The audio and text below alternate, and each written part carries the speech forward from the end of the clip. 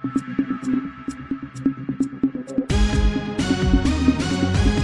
महान्यूज. लग्नाचा आनंद विरला दुःखात. देवळा नाशिक महामार्गावर कारचा भीषण अपघात. कल्याणच्या तरुणाचा जागीच मृत्यू झाला. देवळा प्रतिनिधी.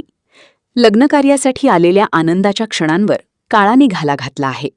नाशिक देवळा महामार्गावरील भावडे फाट्याजवळ कारचा भीषण अपघात झाल्याची दुर्दैवी घटना घडली असून यामध्ये कल्याण येथील एका 22 वर्षीय तरुणाचा जागीच मृत्यू झाला आहे.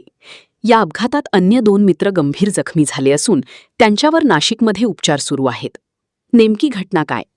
मिळालेल्या माहितीनुसार शुभम संदीप शेलार, राहणार कल्याण, हा आपल्या 2 मित्रांसह देवळा तालुक्यातील माळवाडी येथे एका विवाह सोहळ्यासाठी आला होता.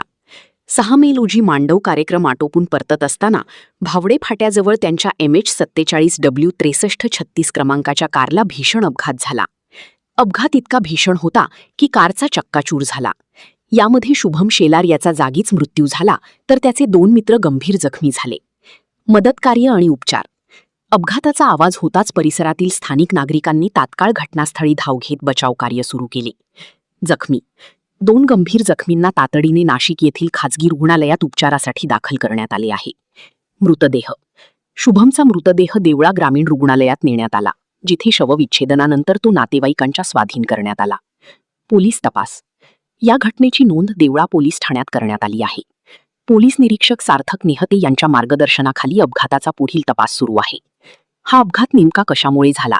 गाडीवरील नियंत्रण सुटले की अन्य काही कारण होते? याचा शोध पोलीस घेत आहेत. परिसरात हळहळ. शुभमवर अत्यंत शोकाकुल वातावरणात अंत्यसंस्कार करण्यात आले.